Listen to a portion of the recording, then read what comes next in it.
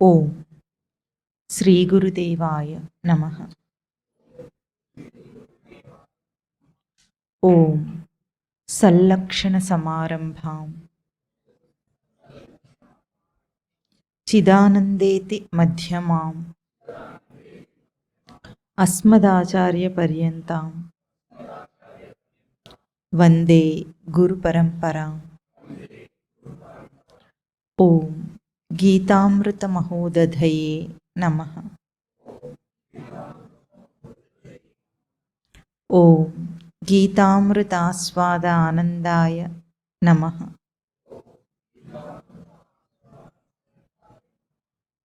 రెండో అధ్యాయం 38వ శ్లోకం.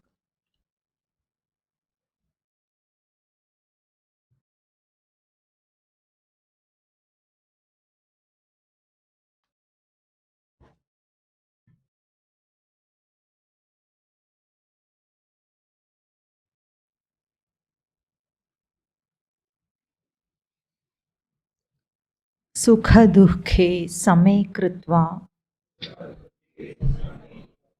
లాభాలాభౌ జయాజయౌ తతో యుద్ధాయ యుజ్యస్వ నైవం పాపం అవాప్స్యసి. ఏషా తే అభిహితా సాంఖ్యే బుద్ధిః యోగే త్విమాం శృణు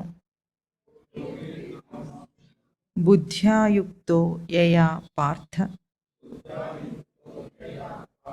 కర్మబంధం ప్రహాస్యసి. నేహ అభిక్రమనాశోస్తి ప్రత్యవాయో న విద్యతే స్వల్పమప్యస్య ధర్మస్య త్రాయతే మహతో భయాత్. ఈ 3 శ్లోకాలు ఈరోజు మననం చేద్దాం. ఇంతదాకా స్వామి అర్జునుడిని ఎట్లాగైనా నయానా భయానా అంటామా మనం, ఒప్పించటానికి, యుద్ధం చేయటానికి ఒప్పించటానికి ప్రయత్నం చేస్తున్నట్లుగా కనిపిస్తుంది. కానీ అటువంటి ఉపాయాల చేత చెప్పవలసిన అవసరం స్వామికి లేదు. నయానా భయాన చెప్పవలసిన అవసరం ఏముంది, నేరుగా చెప్పొచ్చు. కానీ ఎదురుగా ఉన్న వ్యక్తి యొక్క స్థితిని బట్టి, మోహంలో మునిగి ఉన్నాడు అర్జునుడు. కాబట్టి ఆ మోహంలో మునిగి ఉన్న అర్జునుడికి నేరుగా చెప్తే అర్థం చేసుకునే మనస్థితి లేదు. మనస్సు చంచలంగా ఉంది కనుక ఆ చంచల మనస్కుడైన అర్జునుడి కోసం స్వామి ఎట్లాగో ముందేమో పారమార్థిక సత్తా దృష్టిలో కేవలం ఆత్మతత్వాన్ని బోధించారు. ఆత్మ యొక్క నిజస్వరూపాన్ని అవగాహన అయ్యేటట్లుగా బోధించి అందుకు యుద్ధం చెయ్యి అని చెప్పారు. అట్లా కూడా అర్థం కాని పక్షంలో దేహంతో పోల్చి, స్థూలంగా దేహంతో పోల్చి చెప్పి దేహానికే మరణం సంభవిస్తుంది కానీ జీవుడికి కాదు, ఆత్మకు కాదు అని ఆ విషయాన్ని ప్రస్తావన చేసి ఒప్పించి, ఆ తర్వాత అట్లా కూడా అర్థం కాకపోతే కేవలం లౌకిక వ్యావహారిక దృష్టిలో చెప్పినట్లుగా ఉన్న కొన్ని శ్లోకాల ద్వారా ఎట్లాగైనా సరే నా త్వం శోచితుం అర్హసి, నువ్వు దుఃఖించటానికి అర్హుడవు కాదు కాదు అనుకుంటూ అన్ని శ్లోకాల్లో అదే మాట వస్తుంది. ఇక 37వ శ్లోకంలో ఏం చెప్పారు? హతోవా ప్రాప్స్యసి స్వర్గం జిత్వా వా భోక్ష్యసే మహిం తస్మాత్ ఉత్తిష్ఠ కౌంతేయ యుద్ధాయ కృత నిశ్చయ. అంటే ఏం చెప్పారు చివరికి అంటే, హతోవా ప్రాప్స్యసి స్వర్గం, చచ్చిపోతే యుద్ధంలో చచ్చిపోతే నువ్వు స్వర్గం పొందుతావు, స్వర్గానికి వెళ్ళిపోతావు. ఒకవేళ గెలిస్తే జిత్వావా భోక్ష్యసే మహీం, ఒకవేళ గెలిస్తే ఈ మహీమండలంలో ఈ భూమి మీద ఈ రాజ్యాన్ని అనుభవిస్తావు, ఎట్లాగైనా మంచిదే నీకు. అందుకే తస్మాత్ ఉత్తిష్ఠ యుద్ధాయ కృత నిశ్చయ ఉత్తిష్ఠ, యుద్ధం చేస్తానని దృఢంగా అనుకొని గట్టిగా అనుకొని లే అన్నారు స్వామి. అయితే ఈరోజు శ్లోకం వచ్చేటప్పటికి ఏ లే అంటే యుద్ధం చేయడానికి సిద్ధమయ్యాడు. మరి ఇప్పుడు ఎట్లా చెయ్యాలి ఆ యుద్ధం అన్నదాన్ని చెప్పటం మొదలుపెట్టారు. అంటే ఇప్పుడు ఆచరణ మొదలవుతుంది అన్నమాట. ఎట్లా చేయాలన్న విషయం మొదలు పెడతారు స్వామి. ఈ మొదలు పెట్టడంలో ఒక అంశాన్ని తీసుకొచ్చారు ఇక్కడ. ఏమిటంటే మన జీవిత వ్యవస్థ అంతా రెండే అనుభవాల మీద ఆధారపడి ఉంటుంది. ఏమిటా రెండు అనుభవాలు? అందులో ఉన్నది చూసి మీరు చెప్పారు కానీ లాభ నష్టాలు కాదు, సుఖ దుఃఖాలని చెప్తుంది అక్కడ. సుఖ దుఃఖాలనే రెండు అనుభవాలు ఎడతెగకుండా, అంటే ఒకటి దాని తర్వాత ఒకటి మనకు కలుగుతూనే ఉంటాయి. ఆ కలిగే అనుభవాల ఆధారంగా అదే జీవితం మనకు. అంటే మనకు ఎప్పుడూ సుఖంగానే ఉంటుంది, లేకపోతే దుఃఖం. ఈ రెండు అనుభవాలు లేకుండా మన జీవిత అనుభవం వ్యవస్థ సాగటం లేదు. కనుక ఆ రెండు అనుభవాల ఆధారంగా ఈరోజు మనకు బోధ చేయటం చెప్తున్నారు స్వామి. బోధ చేయటాన్ని ప్రారంభిస్తున్నారు. ఏమంటున్నారు? సుఖ దుఃఖే సమేకృత్వ లాభాలాభౌ జయాజయౌ. అంటే లాభాలాభములందు, లాభమునందు అలాభమునందు. అలాభం అంటే నష్టం, నష్టం అని మనం తీసుకున్నాం. లాభం కాని దాని అందని అర్థం. లాభమునందు అలాభమునందు, జయమునందు అపజయమునందు కూడా, రెండిటి అందు కూడా కలిగే సుఖ దుఃఖములు ఏవైతే ఉంటాయో మనకు, వాటిని సమానం చేయమంటున్నారు. సమం చేసి సుఖ దుఃఖే సమే కృత్వ చేసి, అప్పుడు ఆ స్థితిలో ఏం చేయాలి? యుద్ధాయ యుజ్యస్వ. అట్లా చేస్తే నైవం పాపం అవాప్స్యసి, నువ్వు పాపమును పొందవు అంటున్నారు. పాపమును పొందవు అన్న ప్రస్తావన స్వామి ఎందుకు చేశారంటే, వెనుక అర్జునుడు ఏమన్నాడు? మనం మహాఘోరమైన మహాపాతకం చేయబోతున్నాము స్వామి అన్నాడు. ఎవరిని? మనం మనం మనం అన్నాడు వెనుక శ్లోకాలు ఒకటో అధ్యాయంలో అన్నీ ఏమన్నాడు? మనం చాలా ఘోరమైన పాపం చేస్తున్నాము, వాడికంటే తెలివి లేదు, కౌరవుల కంటే తెలివి లేదు, మరి మన తెలివి ఏమైంది? మనం ఈ పాపం నుండి తప్పించుకోలేమా అని అడిగాడు. అంతేనా? అందుకు అదే పాపం అన్న పదాన్ని తీసుకొచ్చి మళ్ళీ ఇక్కడ పాపమును పొందకుండా నువ్వు ఎట్లా యుద్ధం చేయగలుగుతావో ఆ స్థితిని చెప్తున్నారు స్వామి ఇక్కడ. అయితే సుఖ దుఃఖములు, లాభ నష్టములు, జయాపజయములు అన్న పదాలు వాడినప్పుడు కేవలం అది కురుక్షేత్ర యుద్ధరంగంలాగా కాదు అని మనకు స్పష్టంగా తెలుస్తుంది. అక్కడ సుఖ దుఃఖం ఏముంది పొందేది అంటే, మనకు సుఖ దుఃఖ అనుభవాలు ఎప్పుడు కలుగుతాయి? రెండు చూపించారు, రెండు స్థితుల్లో కలుపుతారు. లాభం వస్తే సుఖం, లాభం రాకపోతే దుఃఖం.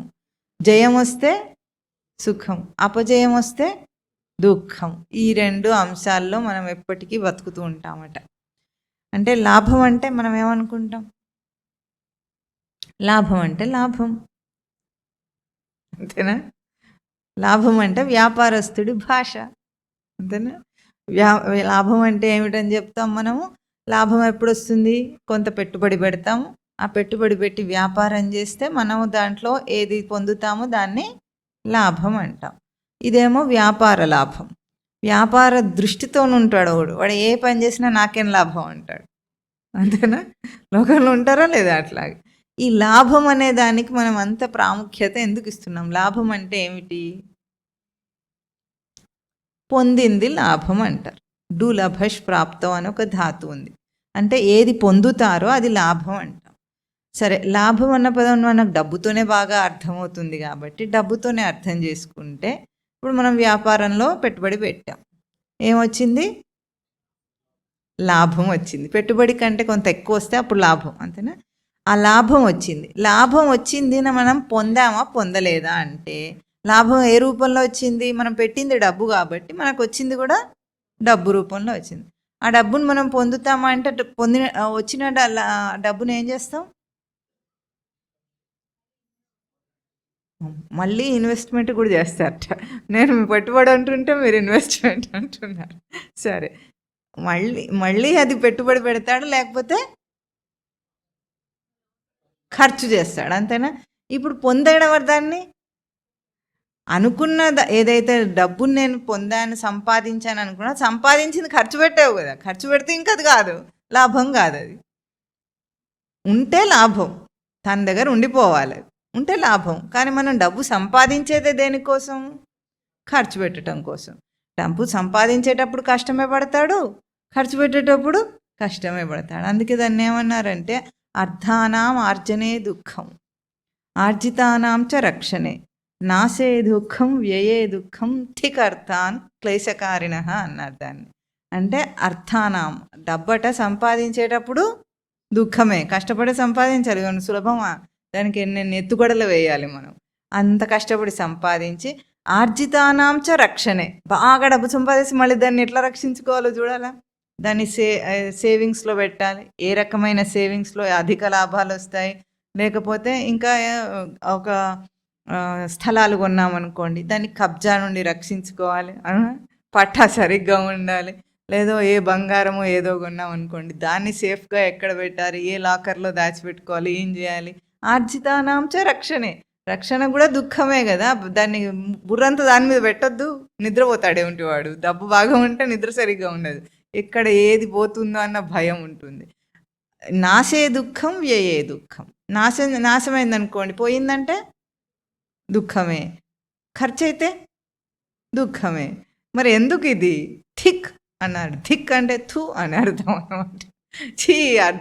ఈ డబ్బు క్లేశకారిణ, క్లేశం అంటే కష్టం కలిగించేదే కదా ఎప్పటికీ అని అంటున్నారు. మనమేమో దాన్ని లాభం అనుకుంటాం.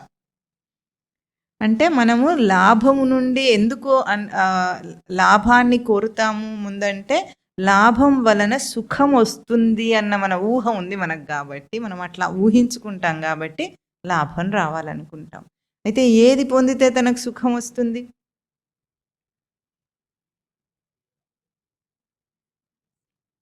ఏది పొందినా సుఖం వచ్చేటట్టుగా అనిపిస్తుందా? తరచి చూస్తే ఏది పొందినా సుఖం రావట్లేదు, ఏది లాభం కాలేదు కదా జీవితంలో. పైగా అది ఎట్లా ఉంటుంది, తనను ఆట ఆడిస్తూ ఉంటుంది. సుఖం వస్తే ఎట్లా ఉంటుంది, బుస్సు అన్నట్లా పాలు పొంగినట్టు పొంగుతాడు వాడు. పొంగి ఏమవుతాడు, పొంగిన పాలు ఏమవుతాయండి, కింద పడతాయి. ఎట్లా, పొంగినంత టైం పట్టదు, మళ్ళీ తుస్సుమని కిందికి దిగుతుంటాడు. ఆ సంతోషం వచ్చినప్పుడు మనల్ని ఎట్లా ఆట ఆడిస్తుంది, ఏదైనా లాభం రాగానే ఆడిస్తుందా లేదా? నష్టం వచ్చింది అనుకున్నా, నష్టం వస్తే కృంగిపోతాడు. ఇది మనకు తెలుస్తుంది. అంటే ఆ సుఖ దుఃఖాల అనుభవము మనని ఆట ఆడిస్తుంది. లాభ నష్టాలతో ముడిపెట్టుకున్న మన వ్యవస్థ సుఖ దుఃఖాల రూపంలో దాన్ని పొంది, అనుభవాన్ని పొంది మనని ఆట ఆడిస్తుంది అని మనకు హెచ్చరిక చేస్తున్నారు ఇక్కడ. ఇంకా జయాపజయములు. జయం అంటే ఎప్పుడు వస్తుంది, అనుకున్నది సాధిస్తే జయం, సాధించలేకపోతే అపజయం. ఇప్పుడు జయం రాగానే ఎట్లా ఉంటాడు వాడు, విర్రవీగుతాడు. నేను అనుకున్నాను, అయిపోయింది, సాధించానని విర్రవీగుతాడు. అపజయం వస్తే ఏమవుతాడు, కృంగిపోయి న్యూనత వస్తుంది వాడికి. ఇంకా నేను దేనికి పనికిరాని వాడిని, నా వల్ల ఏది కాదన్నతో న్యూనత భావం వస్తుంది. అప్పుడు కూడా వాడు ఏమవుతున్నాడు, ఊగిసలాడుతున్నాడు. ఈ ఊగిసలాటను స్వామి ఏం చెప్తున్నారు ఇక్కడ, సుఖ దుఃఖే సమేకృత్వ, సమానం చేయాలట. సుఖ దుఃఖాలు ఎట్లా సమానం అవుతాయంటే స్వామి చెప్పటం కాకపోతే, గాడిద గుర్రం సమానం అవుతాయా ఎక్కడన్నా చెప్పండి? తూర్పు పడమర సమానం అవుతాయా? కావు. సుఖం సుఖమే, దుఃఖం దుఃఖమే, అంతేనా? మరి ఎందుకు అట్లా చెప్పారు ఆయన? ఓ మాట అనేస్తే అయిపోయిందా? సమయకృత్వ అంటే ఎట్లా చేయాలో చెప్పాలో వద్దా? చెప్పండి, ఎట్లా చేద్దాం మనం సమానం? సుఖ దుఃఖాలు ఏ రకంగా, ఏ అంశంలో అవి సమానం చెప్పగలుగుతారా?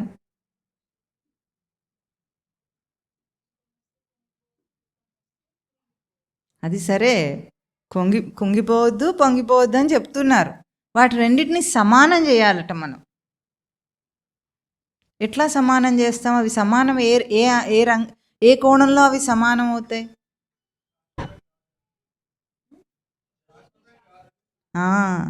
శాశ్వతం కాదు అన్న విషయంలో సమానం. ఈ ఒక్క విషయాన్ని మనిషి గుర్తిస్తే వాడు ఇట్లా ఆటలు ఆడలేడు. వాడికి ఇట్లా ఊగిసలాట ఉండనే ఉండదు. ఏమిటది? సుఖమైన శాశ్వతం కాదు, దుఃఖమైన శాశ్వతం కాదు, రెండు తాత్కాలికంగానే ఉన్నాయి.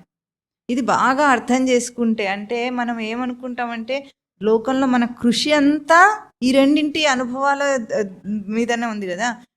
సంతోషం కోసం ఎంత కృషి పడుతున్నాం, వచ్చింది ఏదైనా సరే అది తాత్కాలికమే అన్న మాట గుర్తించగలిగితే, అసలు జీవితంలో అది గుర్తుంటే మనిషి ఇటువంటి వెర్రి పరుగులో ఉండడు. ఎట్లా ఉన్నాడు మనిషి? పరిగెత్తుతున్నాడు. దేనికోసం పరిగెత్తుతున్నాడు వాడికి తెలియదు, ఏదో ఊహించుకుంటున్నాడు, పరిగెత్తుతున్నాడు. కానీ ఆ వచ్చేది వాడు ఊహించుకున్నది ఏదైనా అశాశ్వతమే అంటే అప్పుడు వాడికి అర్థమైపోతుంది. ఆ రకంగా అది సమానం అవుతుంది. మరి ఇంకొకటి, ఇంకేదైనా కోణంలో అవి సమానం అవుతాయా? అవి తాత్కాలికము, అశాశ్వతం అని మనకు అర్థమైంది. మరి ఇంకొక కోణం ఏమిటి దానికి? సుఖమైన దుఃఖమైన ఎవరికి కలుగుతున్నాయి? నాకు కలుగుతున్నాయి. అవి రెండు తాత్కాలికము, అశాశ్వతము. అవి కలిగే నేను శాశ్వతము. శాశ్వతం కనుక నిత్య స్వరూపుణ్ణి, శాశ్వత స్వరూపుణ్ణి. అది నాకు కలుగుతుంది అంటే నేను వాటిని అనుభవించేవాడిని. అనుభవించే రూపం ఎటువంటిది? శాశ్వత నిత్య స్వరూపం. అది ఈ ఒక్క విషయం గుర్తుపడితే వాడికి ఈ మార్పులు లేవు. అంటే సుఖం వల్ల వాడు గొప్పగాడు, దుఃఖం వల్ల దిబ్బగాడు వాడు. ఈ విషయం గుర్తించగలిగితే అవి రెండు సమానమవుతాయి. సమానం అంటే ఈజ్ ఈక్వల్ టు అని మనం అనుకుంటాం. ఈక్వల్ టు అనేది సమానానికి ప్రసిద్ధార్థం, పాపులర్ మీనింగ్. కానీ సమశబ్దానికి అవైకల్య అని ఒక ధాతు ఉంది. అవైకల్యం అంటే వికలం కాకుండా ఉండటం. వికలం అన్న పదం మనం ఎక్కడన్నా విన్నామా? వికలాంగులు అన్న విన్నారు కదా. వికలాంగులు అంటే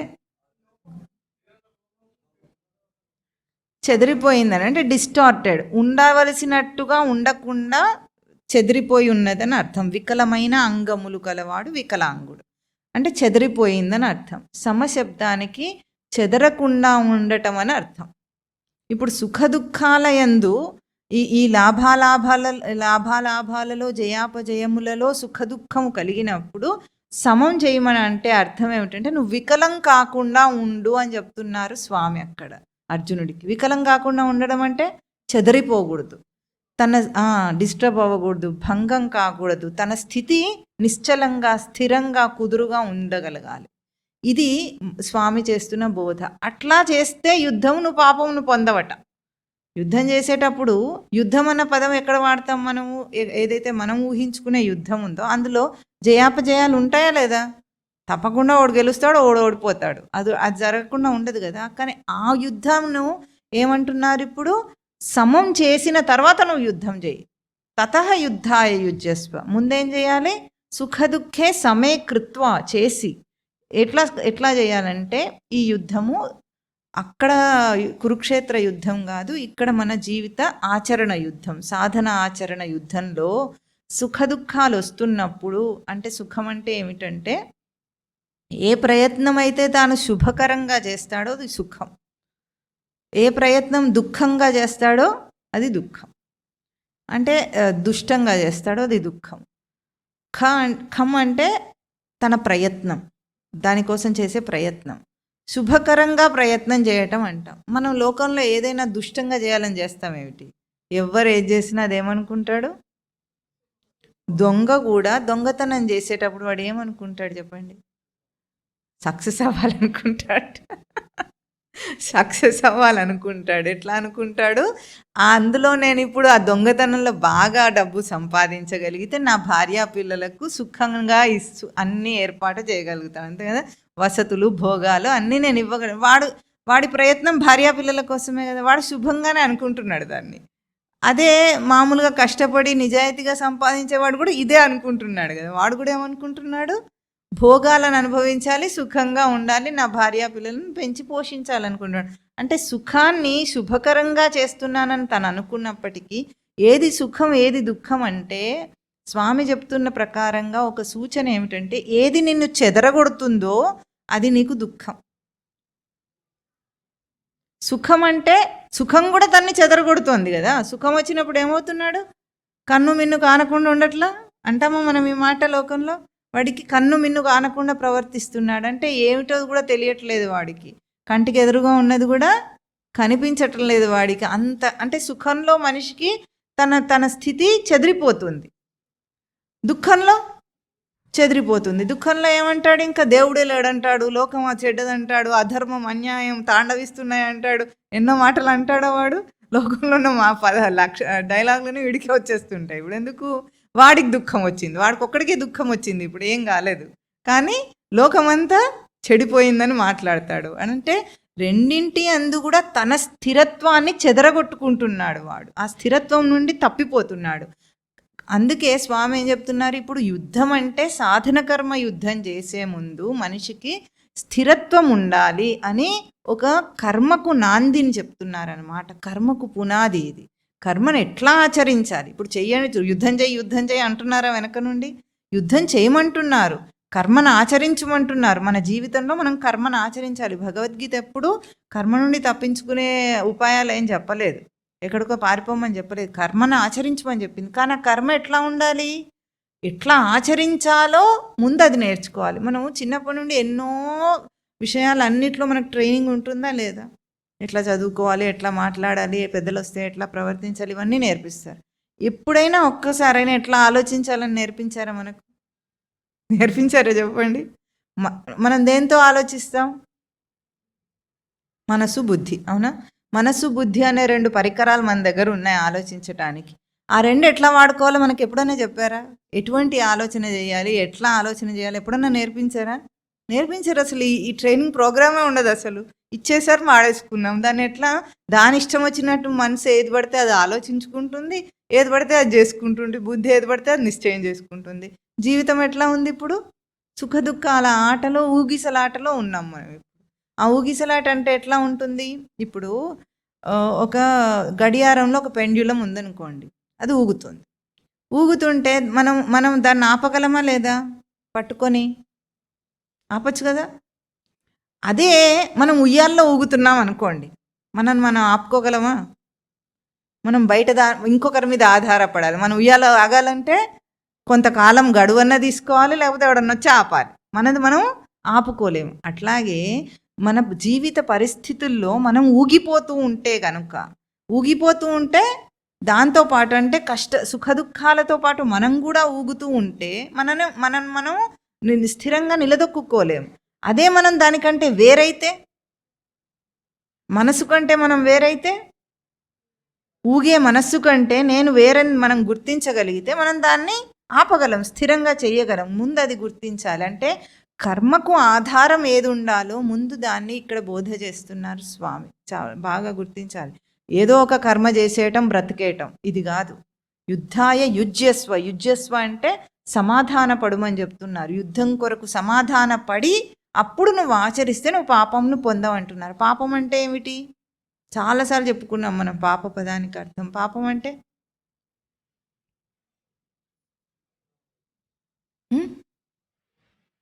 ఎవరు చెప్పారు? గట్టిగా చెప్పండి. కరెక్ట్. పతనం అవ్వటం పాపం. పతనమయ్యే ప్రవర్తన పాపం తనకు. అంటే దిగజారిన ప్రవర్తన. పతనం అవ్వటం అంటే దిగజారిపోవటం పాపం. ఇప్పుడు స్వామి ఏమంటున్నాడు? అర్జునుడు ఎట్లాగైతే అందరినీ, మా వాళ్ళందరూ, నా చుట్టాలందరూ ఉన్నారు, బంధువులందరూ ఉన్నారు, వాళ్ళని చంపితే నాకు పాపం వస్తుంది అన్నాడు. ఆ పాపం రాకుండా నువ్వు ఇప్పుడు ఎట్లా యుద్ధం చేయాలి? సుఖ దుఃఖాలను సమానం చేసి, జయాపజయములను సమానం చేసి, లాభ నష్టాలను సమానం చేసి, అంటే ఏదొచ్చినా నువ్వు చెదరకుండా నిలబడితే, స్థిరంగా ఉండి ఇప్పుడు నువ్వు యుద్ధం చేస్తే నువ్వు పాపమును పొందవు అంటున్నారు. అంటే ఇది మన జీవితంలో ప్రతి జీవిత సంఘటనలన్నీ యుద్ధాలే. మనం చేసేవన్నీ యుద్ధాలే కదా. మన యుద్ధం ఎవరితో ఉంటుంది? బయట మనుషులతో కాదు, మనతో మనకే యుద్ధం జరుగుతుంది. మన మనస్సుకి మనకే యుద్ధం ఎప్పుడు కూడా.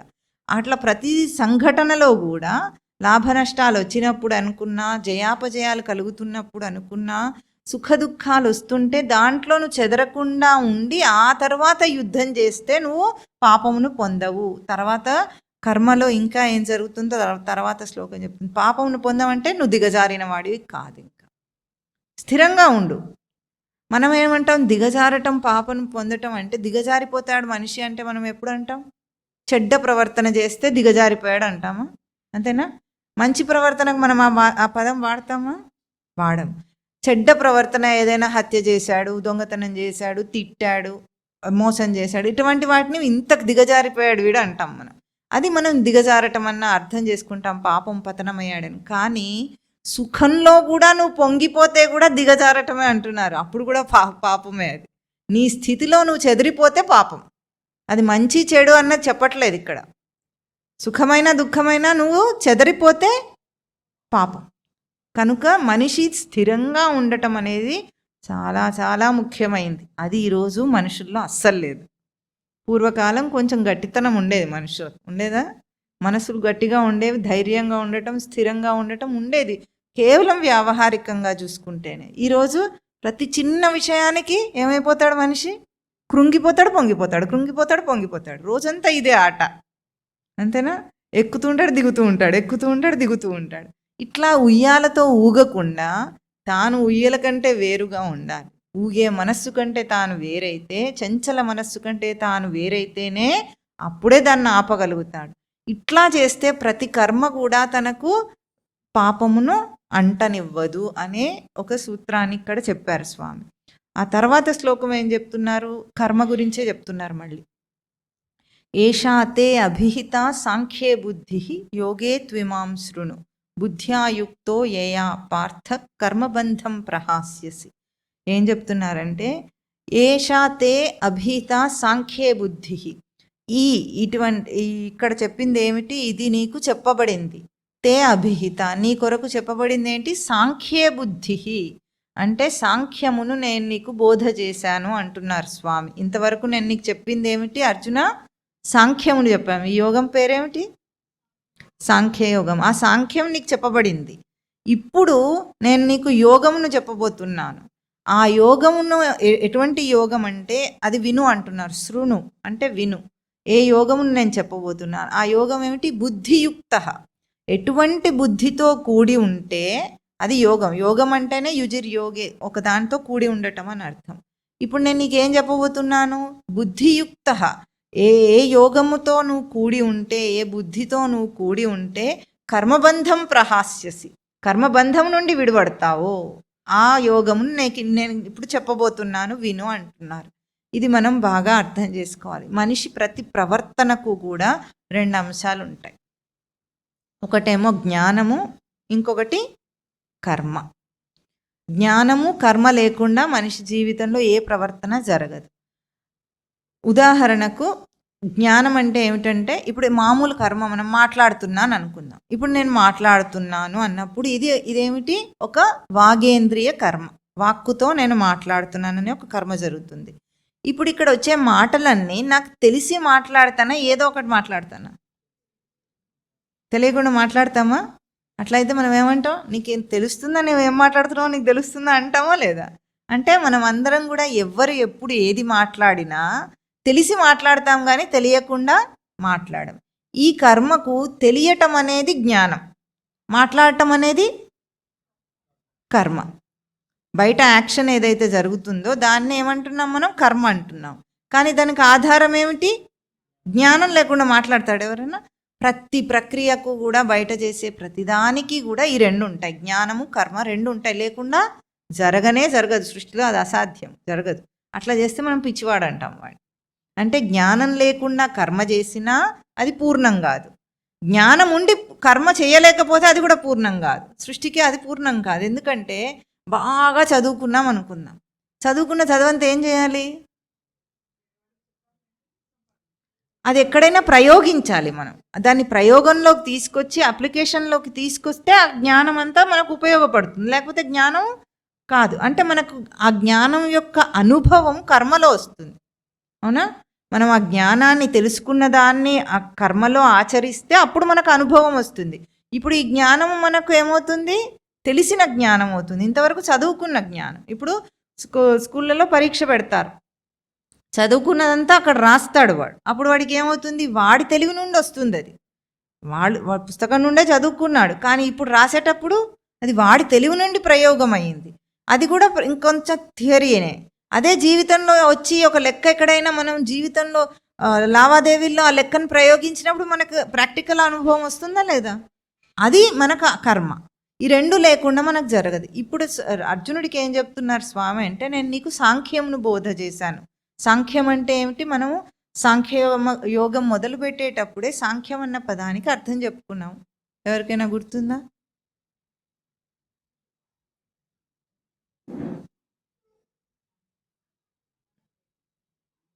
సాంఖ్యం అంటే సమ్యక్ ఖ్యాయతే అని అర్థం. సమ్యక్ ఖ్యాయతే అంటే, ఖ్యాయతే అంటే చెప్పబడింది అని అర్థం. సమ్యక్ అంటే స్పష్టంగా చెప్పబడింది సాంఖ్యం అన్నారు. సాంఖ్యం అన్న పదానికి ప్రసిద్ధంగా ఏమిటి? ఆత్మానాత్మ వివేకం సాంఖ్యం అంటారు. మీకు ఎవరైనా భగవద్గీత వింటున్నానంటే సాంఖ్యం అంటే ఏమిటంటే మీరేం చెప్తారు? ఆత్మానాత్మ వివేకం సాంఖ్యం. చెప్పండి. అది స్పష్టంగా చెప్పబడింది. ఇది సాంఖ్యం. అంటే ముందు నుండి ఇప్పుడు 2వ అధ్యాయం మొదలు పెడుతూనే స్వామి ఆత్మానాత్మ వివేకం, ఏది ఆత్మ లక్షణాలు ఏవి అనాత్మ లక్షణాలు చెప్పారు కనుక ఆ ఆత్మ లక్షణాలు సాంఖ్యం అంటున్నారు. ఇంతవరకు స్పష్టంగా చెప్పారు. ఏం చెప్పారు? మనిషి తనను తాను తెలుసుకోకుండా, తన ఆత్మ అంటే తన లక్షణాలు తాను తెలుసుకోకుండా బ్రతకటానికే వీల్లేదు. మనమేమో జీవితం అంతా అయిపోయిన తర్వాత కూడా తెలుసుకునే ప్రసక్తే రాదు అసలు. అదొకటి ఉందని కూడా మనకు తెలియదే, తెలుసుకోవాలని కూడా మనకు తెలియదు. అంతేనా? అట్లా జీవిస్తుంటాడు. అంటే జీవించుటకు ముందే తానెవరో తెలుసుకొని అప్పుడు జీవించాలి. ఇప్పుడు నేను నీకు సాంఖ్యం చెప్పేశాను, ఇప్పుడు యోగమును చెప్తాను అంటున్నారు. సాంఖ్య యోగం అని పేరు దానికి, కానీ సాంఖ్యం చెప్పాను, ఇప్పుడు యోగమును చెప్తానంటున్నారు స్వామి. అందుకే మనిషి జ్ఞానం లేకుండా ఏ కర్మను ఆచరించలేడు కూడా. అదే కదా మనిషికున్న ప్రత్యేకత, జ్ఞానం ఒక్కటే కదా. ఆ జ్ఞానం లేకపోతే పశువు అవుతాడు వాడు. కనుక ఆ జ్ఞానంతోనే కర్మను ఆచరించాలి. కనుక ముందు ఆత్మానాత్మ వివేకాన్ని చెప్పి ఇప్పుడు యోగమును చేస్తే, అట్లా ఆచరిస్తే అప్పుడు నువ్వేమవుతావు? కర్మబంధం ప్రహాస్యసి. ఈ యోగమును ఆచరిస్తే కర్మబంధం నుండి తొలగిపోతావట. కర్మలో మనకు బంధం వస్తుందని ఒక హెచ్చరిక చేస్తున్నారు స్వామి ఇక్కడ. కర్మకు బంధం ఎప్పుడు వస్తుంది మనకు?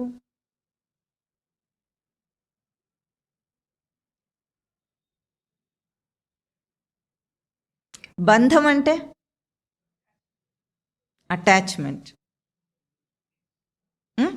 ఇంకా బంధింపబడ్డాడంటే ఇరుక్కున్నాడని అర్థం. అంతేనా? తగులుకోవటం, ఇరుక్కోవటం అటాచ్మెంట్. అటాచ్మెంట్ అంటే ఇంగ్లీష్. తగులుకున్నాడంటే దానికి ఆసక్తుడై ఉన్నాడనమాట. కర్మను ఆచరిస్తున్న వాడికి ఆసక్తి కలుగుతుంది దాని అందు, ఇరుక్కుంటున్నాడు, దాంతో తగులుకుంటున్నాడు. ఇది కర్మ బంధం అవుతుంది వాడికి. కర్మ బంధమే దుఃఖ కారణం. ఉదాహరణకు కర్మ అంటే బయట చేసే ఎన్నో పనులు మనం వదిలేసి, కర్మ అంటే బయట చేసే పని కాదు, ముందు అది మనం బాగా గుర్తించాలి. బయట చేసే పనులు వాటికి అసలు రూపమే లేదు. ఎందుకంటే ఇప్పుడు చేసిన పని తర్వాత ఉంటుందా? ఉండదు. కానీ కర్మ అంటే బయట చేసిన పని కాదు, చేసిన పనులన్నీ పోయినాయి, కర్మ వేరే ఉంది. ఆ కర్మ ఏమిటో మనం ఇక్కడ చూద్దాం. ఇప్పుడు ఇక్కడ ఒక చిన్న కర్మ, తిండి తినటం అందాం. అంతేనా? మనం తిండి తినటం అనేది అందరికీ అనివార్యం. దేహం ఉన్నవాడికి తిండి తినాలి, తప్పదు కదా. జ్ఞాని అయినా అజ్ఞాని అయినా తిండి తింటాడు. తినేటప్పుడు కర్మ బంధం ఎట్లా అవుతుంది అంటే, ఆకలి రోగానికి తిండి తినాలి. ఆకలి అనేది ఒక వ్యాధి అంటారు దాన్ని. శంకరాచార్యులు ఏమంటారు? క్షుద్వ్యాధి అంటారు. ఆకలి రోగం. ఆ రోగానికి మందులాగా మనం అన్నం తినాలి. మనం ఏం తింటాం? ఆకలికి అన్నం తింటే తప్పు కాదు, అది బంధాన్ని ఇవ్వదు. ఎందుకంటే తినాలి కదా, తప్పదు కాబట్టి. కానీ అది బంధం ఎప్పుడవుతుంది?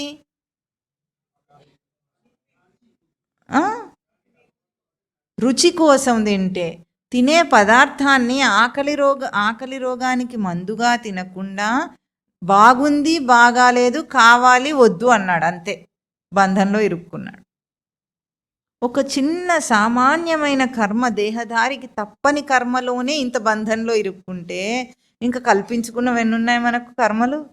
అది తప్పదు, ఇది తప్పదు, ఇది చేయకపోయినా తప్పదు, అది చేయకపోయినా తప్పదు, వాడు చచ్చినా నేను వెళ్ళటం తప్పదు, వీడి చచ్చినా నేను వెళ్ళటం తప్పదు, ఈ పెళ్ళికి వెళ్ళటం తప్పదు, ఆ పెళ్ళికి వెళ్ళటం తప్పదు, వీడికి పెళ్లి చేయటం తప్పదు, వాడికి ఉద్యోగం రావటం తప్పదు, ఏది తప్పదు, అన్నీ తప్పవు.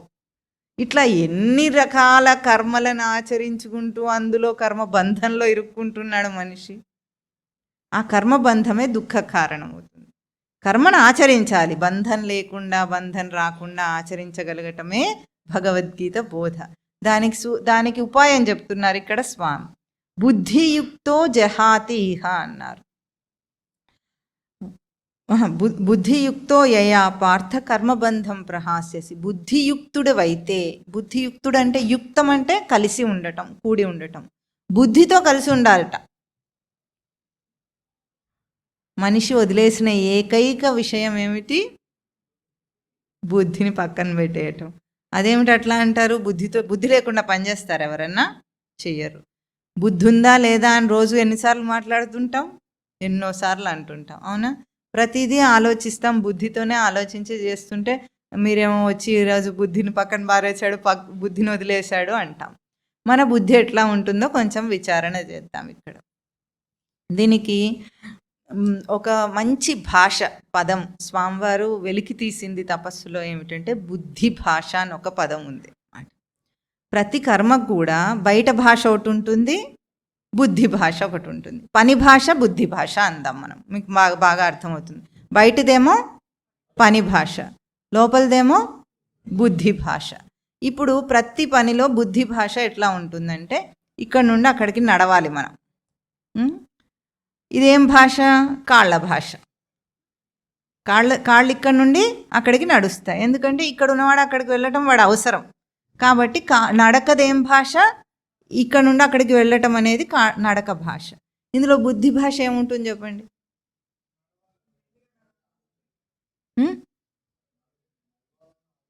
నడవాలన్న ఆలోచన.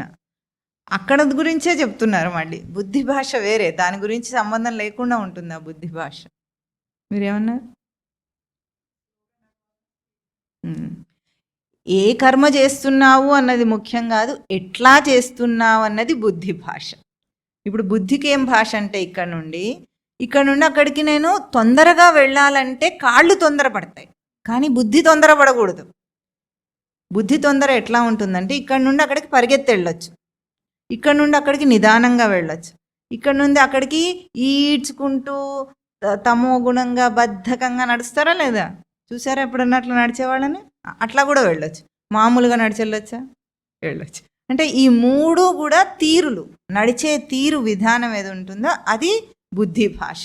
దానికి దీనికి తేడా ఏమిటంటే ఇక్కడ నుండి అక్కడికి పరిగెత్తుకెళ్తే పడతాడు అనుకుందాం, పడితే ఏముంది? దెబ్బ తగులుతుంది, కానీ ఆ దెబ్బ తగ్గిపోతుందా లేదా? ఎప్పటికైనా తగ్గిపోతుంది. కానీ బుద్ధి పరిగెత్తింది అనుకోండి, తొందరపడే బుద్ధి ఉంది అంటాం మనం, తొందరపాటు ఎక్కువ అంటామా లేదా? ఆ తొందరపడేతనం బుద్ధికి ఉంటే ఆ బుద్ధి సవరింపబడదు, కష్టం అది, అంతేనా? అంటే స్థూలంగా ఉన్నదాన్ని ఎట్లా ఉన్నా సరే ఏం కాదు మనకు, సూక్ష్మంగా ఉన్నదాన్ని మార్చుకోవటం అనే ప్రక్రియ అవసరం. ఉదాహరణకి ఎవరికైనా ఒక మనిషికి ముక్కు ఉందనుకుందాం, ముక్కు బాగా లావుగా పెద్దగా ఉంది. ఎవరికి ఉంటుందో మీకు తెలుసు కదా, పేరు చెప్పకపోయినా. అయ్యో చెప్పకూడదు ప్రవచనాలు, అలాంటి పేర్లు చెప్పకూడదు. అట్లా ఉంది, నీ ముక్కు ఎందుకు ఇట్లా ఉంది అంటే వాడు ఏమంటాడు? ఇట్లా ఉందంటే ఏముంది దానికి? అడుగుతారా? ఇట్లాంటి ప్రశ్న అడుగుతారా ఎవరన్నా? ఉందంటే ఉంది అంతే, అట్లానా? తనేం చేయలేడు, దానికి మార్చగలేడా ఏమిటి? హీరోయిన్లు తప్ప ఎవరు మార్చుకోరు, అట్లా ముక్కును మార్చేయడం అనేది హీరోయిన్లు చేస్తారు. అంటే స్థూలమైంది ఎట్లా ఉందో అట్లా ఉంది, దానివల్ల మనకు నష్టం ఏం జరగదు, ఏం కాదు. కానీ ఎవరి బుద్ధి అయినా వక్ర బుద్ధి ఉందనుకుందాం, వంకర బుద్ధి అంటాం కదా మనం, వంకరగా ఉంది, నీ బుద్ధి ఎందుకు ఇట్లా ఉంది అంటే వాడు ఏమంటాడు? ఇట్లాగే ఉంది అని అంటాడా? అనడు. ఏమంటాడు? అక్కడ మార్చుకోమని అర్థం, అంతేనా? వంకరగా ఉన్న బుద్ధిని మార్చగలం, వంకరగా ఉన్న ముక్కు వల్ల నష్టం ఏమన్నా జరుగుతుందా? ఏం లేదు, వంకర బుద్ధి వల్ల నష్టం జరుగుతుంది. ఇది మనం గుర్తించాలి. జీవితంలో మనం చేసే పనిలో మన బుద్ధికి వక్రం వస్తుంది, వంకర అవుతోంది, అది గుర్తించి మార్చుకునే బాధ్యత ఎవరి మీద ఉంది ఇప్పుడు? అది అంటే కర్మకు ఆధారం బుద్ధి, ఆ బుద్ధిని సవరించటం కర్మ.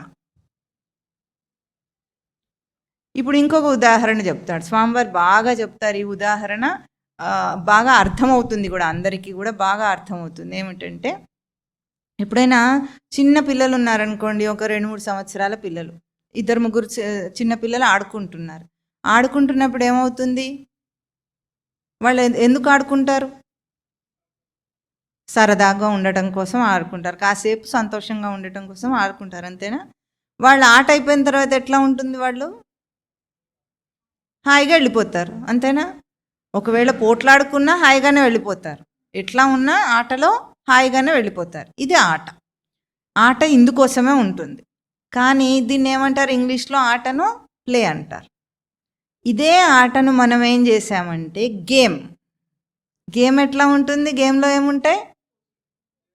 జయాపజయాలు ఉంటాయి. గేమ్ అనగానే జయాపజయాలు, లాభ నష్టాలు, దానివల్ల సుఖ దుఃఖాలు కలుగుతాయి. గెలిపోవటం వల్ల వచ్చేవేమిటి? సుఖ దుఃఖాలు. ఇప్పుడు గేమ్ ఏం చేసాం మనం? గేమ్ చేయగానే సుఖ దుఃఖాలు అనేవి దేనికొస్తాయి? ఆటకొస్తాయా, బుద్ధికొస్తాయా? బుద్ధికొస్తాయి. అంటే ఆడుకున్న దాంట్లో బుద్ధి ఏమైంది? ఇప్పుడు సుఖ దుఃఖాలను అనుభవించే స్థితికి వచ్చింది. అంటే ఏమిటంటే, ఉదాహరణకి ఒక 20-30 సంవత్సరాల క్రితము ప్రతి గల్లీలో పిల్లలందరూ క్రికెట్ ఆడేవాళ్ళ కాదా? ఇప్పుడు గల్లీలో పిల్లలు క్రికెట్ ఆడరు, అందరు టీవీలోనే చూస్తారు. ఎవరు బయట క్రికెట్ ఆడటం మానేశారు. ఇప్పుడు ఆ క్రికెట్ ఆడుకునే ఆట విడుపు అంటారు దాన్ని. ఆట విడుపు పదం విన్నారా? ఆట విడుపు అంటే సరదాగా ఆడుకోవటం కోసం చేసేది, రిలాక్సేషన్ కోసం ఆడుకునేది ఆట విడుపు. అట్లా ఉన్న ఒక ఆటను ఈరోజు క్రికెట్ ఏమిటి? బిజినెస్. గేమ్ కూడా కాదు అది, బిజినెస్. ఇన్వెస్టర్స్ ఉన్నారు అందులో. అదొక ఇంటర్నేషనల్ గేమ్ అయింది. ఇంటర్నేషనల్ గేమ్లో ఇన్వెస్టర్స్ ఉన్నారు. ఫ్యాన్స్ అందరు ఎమోషనల్గా కనెక్ట్ అయి ఉంటారు. బిజినెస్ చేస్తూ వ్యాపార దృష్టిలో ఉంటారు ఇన్వెస్ట్ చేసే వాళ్ళందరూ. మనుషులను కమాడిటీ, వస్తు రూపంగా అమ్మకాలు జరుగుతున్నాయి అక్కడ. అంతేనా? వీడేమో చాలా గొప్ప అనుకుంటాడు, గొప్ప క్రికెటర్, వాడిని అమ్ముకుంటున్నారు, కొనుక్కుంటున్నారు అని కూడా వాడికి తెలియట్లేదు. ఇప్పుడు ఇదేమైంది? గేమ్ అంటే ఒక గ్యాంబ్లింగ్, మోసం అయింది. దీనివల్ల ఒక జట్టు గెలిస్తే ఒకరికేమో గర్వం, ఇంకొక జట్టుకి ఈర్ష్య, అసూయ, ద్వేషం కలుగుతాయా లేదా? అంటే ఇప్పుడు మనం ఆట బ్యాట్ బాల్తో ఆడుతున్నారా, ఈర్ష్య, అసూయ, ద్వేషాలు ఆట ఆడుతున్నారా? గర్వం, ఎమోషనల్ ఆటలు ఆడుతున్నారా లేదా? అంటే ఈ ఈర్ష్య, అసూయ, ద్వేషం దేనికి కలుగుతున్నాయి? బుద్ధికి. బుద్ధి వక్రమవుతుంది, చెడిపోతుంది, కరప్ట్ అవుతుంది అని మనకు అర్థమైందా? మనం ఏమనుకున్నాం? ఇంటర్నేషనల్ గేమ్ అనుకుని దానికి చాలా ఆనందిస్తున్నారు. మనుషుల బుద్ధుల్ని పాడు చేస్తుంది అని ఎవరికి అర్థం కావటం లేదు. ఇప్పుడు జీవితం ప్లేఫుల్గా ఉండాలా, గేమ్ అవ్వాలా? ప్లేఫుల్గా ఉండాల్సిన జీవితాన్ని మనము గెలుపు ఓటములా ఒక రేస్, రన్నింగ్ రేస్ అనుకుంటున్నాం. దాన్ని పరిగెత్తుతున్నాం. ప్రతి దాంట్లో సక్సెస్ కావాలి. మనకేం కావాలి? సక్సెస్ వస్తే నేను గొప్పవాణ్ణి అవుతా, రాకపోతే పనికిరాని విధవని అవుతా అన్నట్టుగా బ్రతుకుతున్నారు మనుషులు. అంటే స్థిరత్వాన్ని, బుద్ధికి స్థిరత్వాన్ని కోల్పోయే ఒక బుద్ధి ఆటను మనం ఆడుతున్నామని మనకు అర్థం కూడా కావటం లేదు లోకంలో. ఎంకరేజ్ చేయండి గేమ్స్ని అంటున్నారు. చేయమంటారా? చెప్పండి, మీరు చెప్పండి. ఇప్పుడు ఇది విన్నారు కదా, మీరు చెప్పండి, ఎంకరేజ్ చేయొచ్చా? ఆడటం తప్పు కాదు, దాన్ని గేమ్ చేయటం తప్పు. అది వాడుకుంటున్నాడు ఒక వ్యాపారస్తుడి వాడుక కోసం నీ ఆట అయిందని తెలియకుండా చిన్నతనం నుండి ఒక టెన్నిస్ ప్లేయర్ అవ్వాలని, ఒక క్రికెట్ ప్లేయర్ అవ్వాలని, ఒక హాకీ ఏదో ఒక అవ్వాలని అవ్వటం వల్ల నువ్వు ఆటలో ఆనందం పొందుతున్నావా? ఈర్ష్య, ద్వేషం, అసూయ, గెలుపు, ఓటమి, సుఖం, దుఃఖం పొందుతున్నావు. ఇవన్నీ బుద్ధికి కరప్షన్స్. ఇది ఒక ఉపమానం మాత్రమే. మన జీవితంలో ప్రతీదీ ఇట్లాగే సాగుతుంది. ప్రతీదీ ఇట్లాగే ఆడుతున్నాం, బుద్ధి ఆట ఆడుతున్నాం. ఇప్పుడు ఎటువంటి బుద్ధితో కూడి ఉండమంటున్నారు స్వామి? ఏ బుద్ధికైతే సాంఖ్యము తెలుసో, ఏ బుద్ధి సాంఖ్యం అనే జ్ఞానాన్ని నిలుపుకుందో ఆ బుద్ధితో కూడి ఉండి, అంటే స్థిరమైన బుద్ధితో కూడి ఉండి, ఆ స్థిర రూపంలో నువ్వు కర్మను ఆచరిస్తే నీకు కర్మబంధం రాదు, లేకపోతే కర్మబంధమే వస్తుంది. ఒక గొప్ప సక్సెస్ఫుల్ పర్సన్ అన్నా కూడా వ్యావహారిక దృష్టిలో ఏం చేస్తున్నాడు? కర్మబంధంలో ఇరుక్కుంటున్నాడు వాడు. ఒక గొప్ప ప్లేయర్, సక్సెస్ఫుల్ ప్లేయర్ అయినా కూడా కర్మబంధంలో ఇరుక్కుంటున్నాడు. కర్మను ఆచరించటము, బయట ఏదైనా సాధించడం తప్పు కానే కాదు. నువ్వు గొప్పగా ఏదైనా సాధించు, కానీ నీ స్థిరత్వానికి అక్కడ భంగం కలగకుండా ఉండేటట్టుగా నువ్వు ఏదైనా ఆచరిస్తే కర్మబంధం నిన్ను అంటుకోదు అని స్వామి యొక్క బోధ ఇక్కడ. అంటే మనం చేసే ప్రతి పనికి వెనుక స్థిరంగా నిలుపుకునే తన స్వరూపం ఏమిటి? మార్పు చెందనిది. సాంఖ్యంలో స్వామి ఏం చెప్పారు? సాంఖ్యం అంటే ఏం చెప్పారు? నా అసతో విద్యతే భావః, నా అభావో విద్యతే సతః. ఉనికికి లేమి లేదు, లేమికి ఉనికి లేదు. ఉన్న నిజం ఎప్పుడూ అట్లాగే ఉంటుంది, లేని అబద్ధం ఎప్పుడూ లేదు. తన స్వరూపం ఎప్పుడూ స్థిరమైంది. తన ఉనికికి భంగపాటు, మార్పు అనేది సర్వకాల సర్వావస్థల్లో జరగనిది, స్థిరమైన స్వరూపం తాను అని స్వామి బోధ చేసిన ఏ బోధనైతే మనం ధారణలో నిలుపుకొని ఇప్పుడు నువ్వు గృహస్థుగా ఉంటావో, వ్యాపారస్తుడిగా ఉంటావో, ఇంకేవైనా ఉంటావో, నీ వృత్తి వ్యాపారాల గురించి స్వామి అడగటం లేదు. ఇది కర్మక్షేత్రం గురించి, కర్మక్షేత్రమైన కురుక్షేత్రంలో చెప్పబడింది. ఏ సన్యాసికో చెప్పబడింది, బ్రహ్మచారికి చెప్పబడింది కాదు. మనందరికీ మన జీవితంలో ఆచరించవలసింది ఇది. మన వల్ల ఏమవుతుంది అని అనుకుంటే అప్పుడు స్వామి ఏం చెప్తున్నారు, నేహ అభిక్రమనాశోస్తి ప్రత్యవాయో న విద్యతే స్వల్పమప్యస్య ధర్మస్య త్రాయతే మహతో భయాత్. అంటే ఇహ ఈ సాధన కర్మలో అభిక్రమనాశ న అస్తి. అభిక్రమనాశం అంటే మొదలుపెట్టిన ఈ క్రమంలో వెళుతున్న వాడికి నాశం అనేదే లేదట. అంటే నిష్ఫలం అవ్వటం, ఆరంభించిన పనికి నిష్ఫలం అవ్వటం. లోకంలో మనం నిష్ఫలం అవుతుందా లేదా? చేయాలనుకుంటాడు, ఫలితం దక్కదు. అట్లా జరుగుతాయా లేదా? చాలా విషయాల్లో జరుగుతాయి. నిజానికి అన్ని విషయాల్లో జరుగుతాయి. ఫలితం అనేది బయటికి కనిపించినా అది నిష్ఫలమే, వాడికి పొందింది కాదు కాబట్టి, అది వాడు నిలుపుకోలేడు కాబట్టి. నిలిచి ఉన్నదైతే లాభం, నిలవకపోతే లాభం కాదు. అది బాగా గుర్తుపెట్టుకోవాలి. నిలిచింది ఏదే ఉందో నీ దగ్గర అది చూసుకో, అదొకటే ఉంటుంది ఎప్పటికీ. నిలవంది ఏదైనా, తాత్కాలికమైనది ఏదైనా అది పొందినది కాదు. కనుక ఇప్పుడు ఫలితం దక్కటం అంటే మనం ఏమనుకుంటాం, చేశాను ఫలితం దక్కింది అనుకుంటాం. కానీ ఆ ఫలితం కూడా కాసేపటికి ఏమవుతుంది, పోతుంది కదా. ఇది ఇక్కడ సూచన చేస్తున్నారు. అభిక్రమనాశ న అస్తి. ఈ సాధన కర్మలో ఎవరైతే బుద్ధియుక్తుడై, ఎటువంటి బుద్ధి ఉండాలి, తన స్థిరమైన బుద్ధితో కూడిన వాడే కర్మను ఆచరిస్తాడో వాడికి ఈ సాధన కర్మ యుద్ధంలో అభిక్రమనాశం లేదు. ఒకటి అభయవాక్యం. అభయం అంటే ఇంకా నీకు సందేహాలు లేకుండా చెప్తున్నారు. అంటే సాధకులందరికీ కొన్ని సందేహాలు ఉంటాయి లోకంలో. ఎట్లా ఉంటాయంటే, ఇప్పుడు అధ్యాత్మ విద్య వైపు మరలాలంటే ఎవడు మరలుతాడు? అందరు మరలుతారా? ఇప్పుడు మీ ఫ్యాక్టరీలో ఎంతోమంది ఉన్నారు, మీరు ఎంతమంది వింటున్నారు? కొంతమంది వింటున్నారు. ఎవరు కనీసం వినటానికైనా అటువైపు తిరిగి చూడటానికైనా వస్తాడంటే వాడికి రెండు విషయాలు తెలిసినవాడు. వాడు ఏమిటంటే, ఈ లోకం అనిత్యం అసుఖం. చెప్పండి, లోకం ఏమిటి? అది కొంచెమన్నా అర్థమైతే ఇటువైపు వస్తాడు, లేకపోతే రాడు. అది నిత్యము, లోకం నిత్యము సుఖములాగా కనిపించేవాడు ఎవడు ఇటువైపు తిరిగి కూడా చూడడు. వాడు ఇంకా ఆ భ్రాంతిలోనే బ్రతుకుతూ ఉంటాడు. అది బాగుంది, నేను ఇంకా ఏదో సాధిస్తానని బ్రతుకుతాడు. ఇది కొంచెమైనా అర్థమైన వాడు ఇటువైపు తిరుగుతాడు. ఇప్పుడు తిరిగిన తర్వాత ఎట్లా ఉంటుందంటే కొంచెం కష్టంగా ఉంటుంది.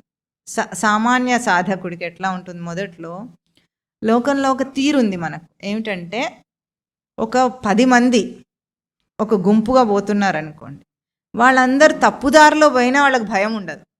ఎందుకు? 10 మంది ఉన్నారు కాబట్టి. ఏదో ఒకటి గుంపులో గోవిందం పోతే అయిపోయింది అనుకుంటాడు, వాడికి భయం ఉండదు. సంసార జీవితం అట్లాంటిదే. అందరు కలిసి తప్పుదారిలోనే పోతున్నారు, కానీ ఎవరికి భయం లేదు. ఉందా? లేదు. అందరికీ ధైర్యం ఏమిటంటే వాడున్నాడు, అందరు కష్టపడుతున్నారు కదా, సెలవు మనం కూడా కష్టపడితే పడ్డాం, కానీ నలుగురితోనే ఉండాలి. కానీ ఎవడో ఒకడు ఉంటాడు, వాడు దారి మరలించుకుంటాడు. కానీ వాడికి ఇది తప్పు అని కొంచెం చూచాయగా అర్థమవుతుంది, వాడికి తెలివి ఉంటే అర్థమవుతుంది. వాడు దారిని మరలించుకుంటాడు, కానీ వాడికి భయం ఉంటుంది. ఎందుకు? ఆ దారిలో ఎవరు కనిపించరు, వాడికి చాలా తక్కువ మంది ఉండే దారి అది. ఇప్పుడు వాడికి ఒక భయం ఉంటుంది. ఎందుకు? గమ్యానికి చేరుతానో లేదో, ఈ దారి కరెక్ట్ కాదో అని, సరైన దారో కాదో అని వాడికి ఒక సందేహం వస్తుంది. ఇది భయం. అధ్యాత్మ విద్య అట్లాంటిదే. ఒకసారి దానికి తిరిగినప్పుడు, మరలినప్పుడు ఎవడు కనిపించాడు అక్కడ. లోకమంతా ఓదారి, ఊరంతా ఓదారి, ఉలిపిరి కట్టద ఓదారి అని సామెత విన్నారా? ఉలిపిరి కట్ట అంటే చీపురట ఏం చేస్తుంది, మొత్తం చెత్తనంతా ఒకవైపు పూడ్చి అది వెళ్ళి మూలకు కూర్చుంటుంది. ఊరిదంతా ఒక దారి, ఉలిపిరి కట్టద ఓదారి అన్నట్టు ఊరంతానేమో గుంపులుగా గొర్రెల్లా ఒక జీవితం బతుకుతుంటే, ఈ అధ్యాత్మ విద్య సాధకుడేమో నేనేమో సాధన చేస్తానని వాడొక్కడే వచ్చేస్తాడు. వాడికి భయం వేస్తుంది. కోరుకున్న ముక్తి వస్తుందో రాదో అంత సందేహం ఉంటుంది కొంతమందికి. ఇంకా దాని బదులు ఇప్పుడు ఏమైంది, అన్ని కోరికలన్నీ వదిలేయాల్సి వచ్చింది. లోకంతో తిరగటము వదిలేయాల్సి వచ్చింది. అది వస్తుందో రాదో తెలియదు, ఇదేమో వదిలిపోయిందనే భయం ఉంటుంది వాడికి. అటువంటి వాళ్ళకి ఇది అభయం. స్వామి చెప్పే ధైర్యం ఏమిటంటే, నువ్వు మొదలుపెట్టిన దాంట్లో నీకు ఫలితం వస్తుందో రాదో అన్న సందేహం అక్కర్లేదు. ఈ దారిలో అభిక్రమనాశ నాస్తి అంటున్నారు. రెండోది ప్రత్యవాయువు న విద్యతే. ప్రత్యవాయువు అంటే ప్రతికూల పరిస్థితులు అంటాం. ఏదైనా లోకంలో చేయాలనుకుంటున్నాం అనుకోండి, ప్రతికూల పరిస్థితులు అంటే ఎదురు దెబ్బలు తగులుతుంటాయి. అవునా? ఇప్పుడు సైకిల్ మీద పోతున్నాడు వాడు. ఆ సైకిల్ మీద పోతుంటే చెడావ ఎక్కాలి. చెడావ అంటే ఎత్తు మీదకి ఎక్కాలి. ఎత్తు మీదకి ఎక్కుతుంటే ఏమైంది? సైకిల్ మీద పోతున్నాడు, ఎదురుగా గాలి వస్తుంది, వీడు ఎత్తెక్కాలి. వాడి పరిస్థితి ఎట్లా ఉంటుంది? ముందుకు సాగుతుందా? సాగదు. ఇంకా వెనక్కి కొట్టే అవకాశం, ఆ గాలి వెనక్కి కొట్టే అవకాశం ఎట్లా ఉంటుందో, లోకంలో మనం చేసే అన్నిటికీ ప్రతికూల పరిస్థితులు వస్తాయా లేదా? అనుకున్నట్టు అయిపోతుంటాయి ఏమిటి? కావు కదా. ఎప్పుడూ ప్రతికూలత వస్తూనే ఉంటుంది. కానీ ఇక్కడ ప్రతికూల పరిస్థితులు రావని స్వామి అభయం ఇస్తున్నారు. ఎందుకు ప్రతికూల పరిస్థితులు రావు? ఎదురు దెబ్బ తగలదు నీకు, నువ్వు సరిగ్గానే గమ్యాన్ని చేరుతావని అర్థం అన్నమాట. ఎందుకు రావు?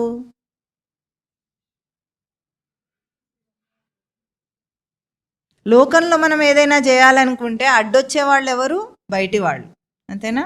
ఇప్పుడు ఏదైనా ఇల్లు కట్టాలనుకుంటున్నాం, కట్టాలనుకుంటే మనకు గవర్నమెంట్తో పర్మిషన్లు ఏవేవో కావాలి. వాడు ఒప్పుకోడు అనుకోండి, మనకు అనుకున్నది ఆగిపోతుంది. ప్రతికూల పరిస్థితి వచ్చింది. ఏదైనా చేయాలనుకుంటే బయట వాళ్ళ మీద ఆధారపడి మనం చేస్తాం కాబట్టి దానికి ప్రతికూలత బయట నుండి వస్తుంది, అడ్డుకుంటుంది దాన్ని. కానీ ఈ సాధనలో ఎవరితో ఉంది? మనకి ఏమైనా పని ఉంది ఎవరితోనన్నా? చెప్పండి. తన బుద్ధితో తాను కూడి ఉండడానికి ఎవరితో పని ఉంది మనకు? ఎవరితో పని లేదు. కాబట్టి తనకు తాను అడ్డు వేసుకోకపోతే అడ్డం రానే రాదు ఎప్పటి. ప్రతికూలత లేదు ఈ సాధన కర్మలో. అంటే అధ్యాత్మ విద్యలో ప్రవేశించిన వాడికి రెండు ఏమిటి? అభయాలు. దీంట్లో అభిక్రమనాశం అంటే దీంట్లో నువ్వు పొందకుండటం అనేది జరగదు. యద్గత్వా న నివర్తంతే తద్ధామ పరమం మమ. ఏ స్థానాన్ని చేరుకుంటే మళ్ళీ తిరిగి ఆ స్థానం నుండి జారిపడరో అది నా పరమమైన స్థానం అని స్వామి తర్వాత అధ్యాయాల్లో చెప్పారు. అంటే ఏది పొందితే ఇంక తిరిగి పోగొట్టుకోవటం ఉండదో అది. అభిక్రమనాశం లేదు ఇక్కడ. ఇంకోటి రెండోది ఏమిటి? ప్రత్యవాయు న విద్యతే. ప్రత్యవాయు అంటే ప్రతికూలత నీకు ఎదురు కానే కాదు అని చక్కగా ఇక్కడ స్వామి యొక్క అభయం చెప్తున్నారు. స్వల్పమప్యస్య ధర్మస్య త్రాయతే మహతో భయాత్. స్వల్పమపి అస్య ధర్మస్య స్వల్పమపి. స్వల్పం అంటే కొంచెమైనా సరే, మహతో భయాత్ త్రాయతే గొప్ప భయం నుండి నిన్ను రక్షిస్తుందట. ఈ కొంచెమైనా సరే. అందరూ ఏమనుకుంటారంటే ఈ సాధనలు అవన్నీ వినగానే వాళ్ళకి అనిపిస్తుంది మనతోనే ఎక్కడ అవుతాయి ఇవన్నీ. ఏమనుకుంటారు?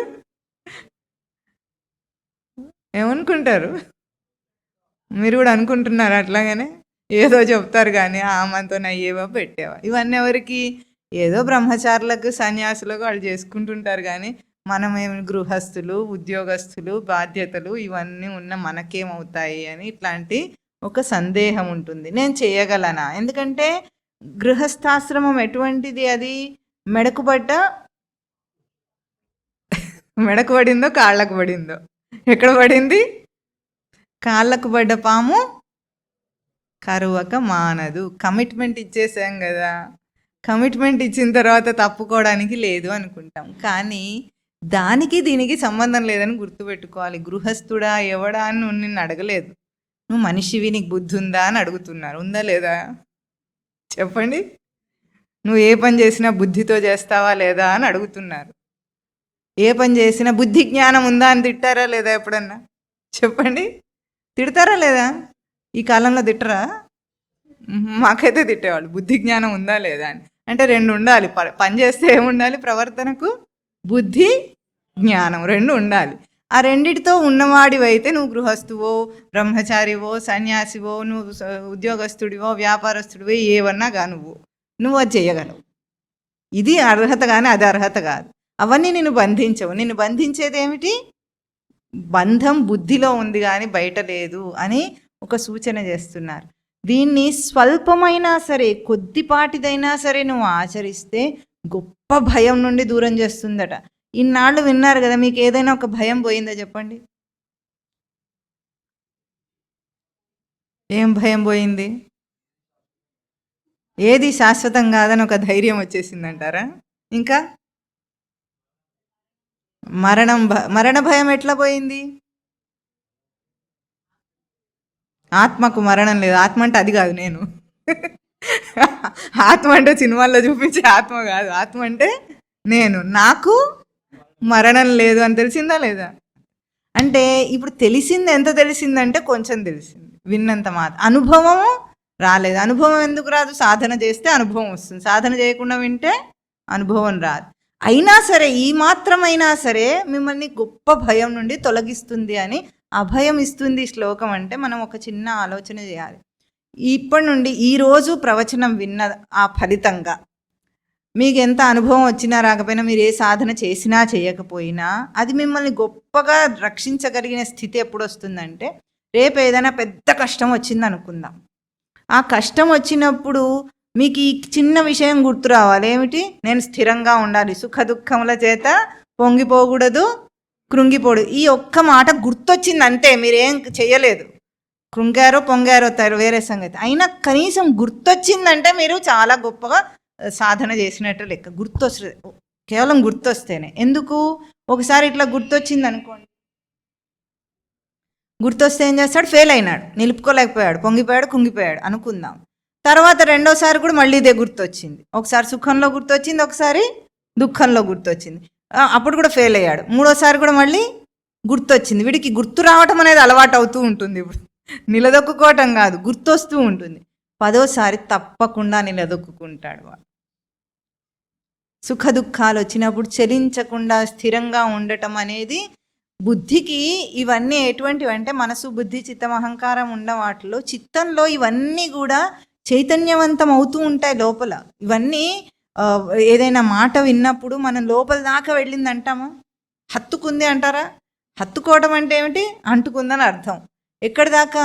ఈ మాటలని ఎక్కడికి పోవు, వృధా కావు. ఇవన్నీ చిత్తంలో రిజిస్టర్ అవుతూ ఉంటాయి. ఆ చిత్తంలో రిజిస్టర్ అయింది ఎప్పుడో అప్పుడు తనకు ఉపయోగానికి వస్తుంది. తన నుండే ఏదైనా నాకే తోచింది అని అంటామా మనం?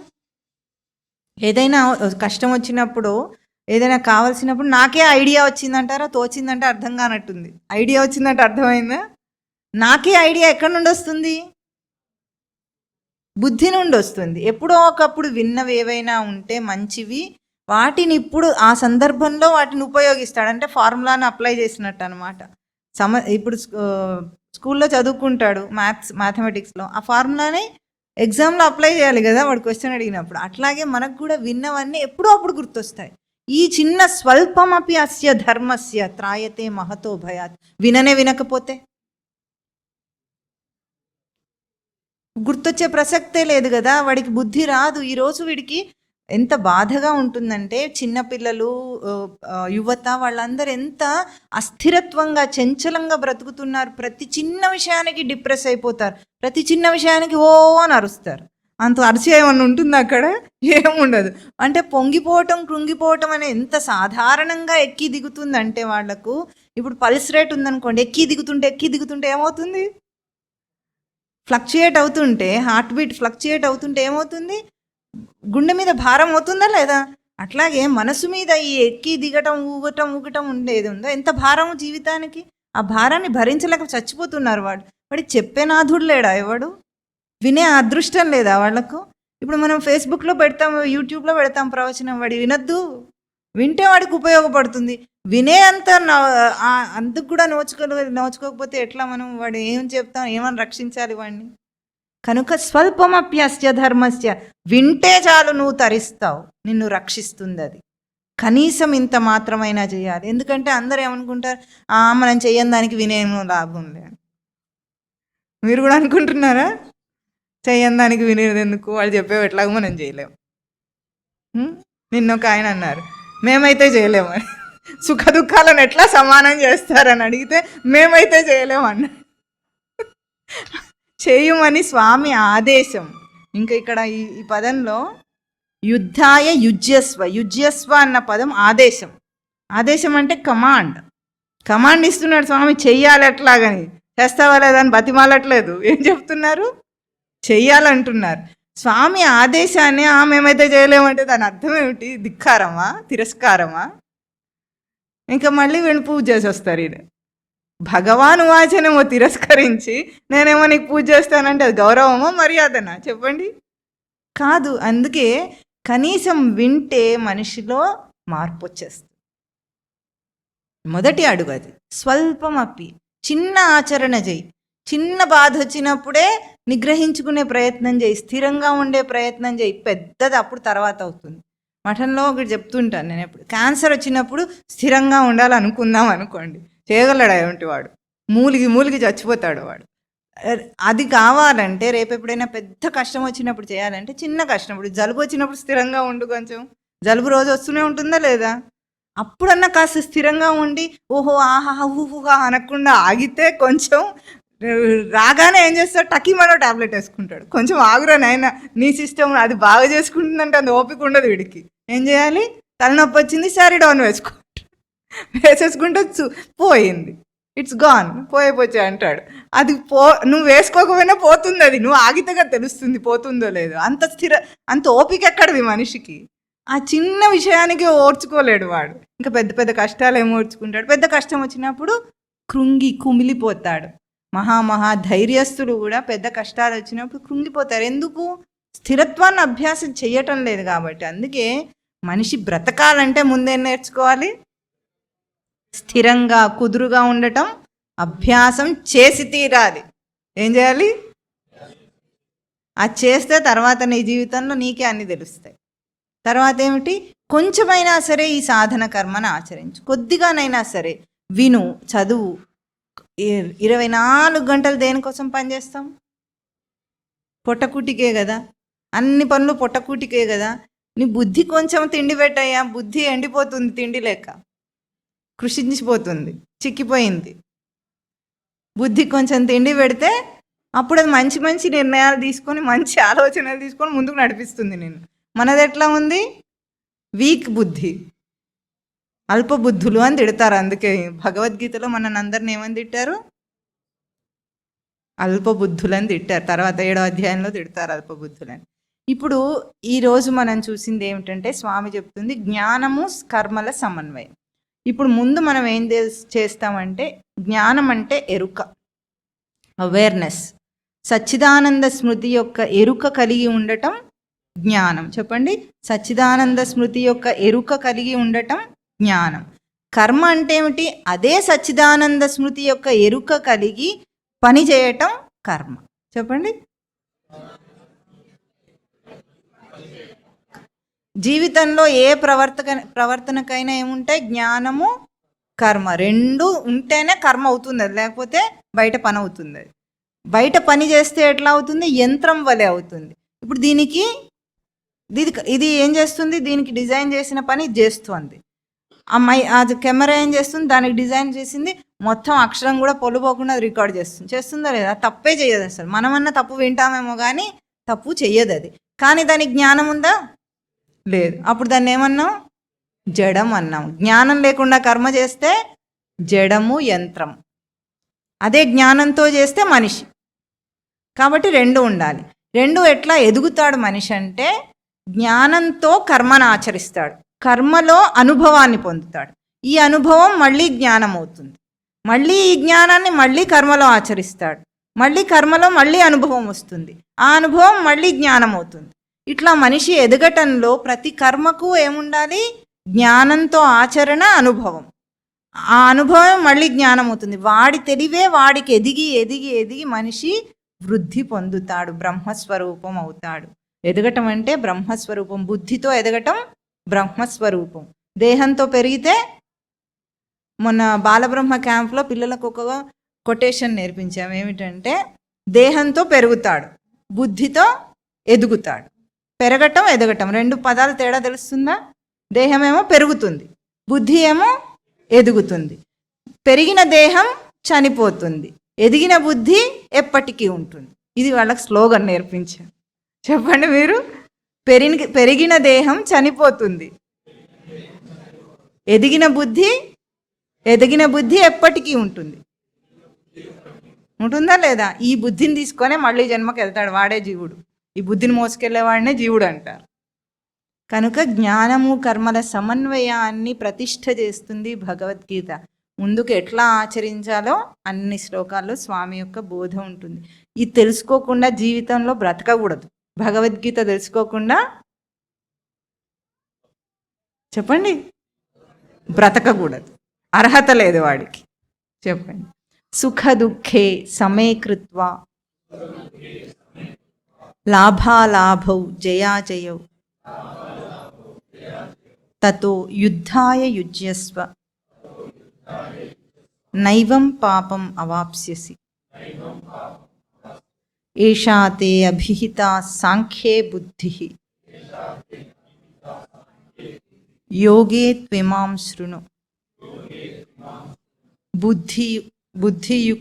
బుద్ధ్యాయుక్తో యయా పార్థ కర్మబంధం ప్రహాస్యసి. నేహ అభిక్రమనాశోస్తి ప్రత్యవాయో న విద్యతే. స్వల్పమప్యస్య ధర్మస్య త్రాయతే మహతో భయాత్. ఓం తత్ సత్.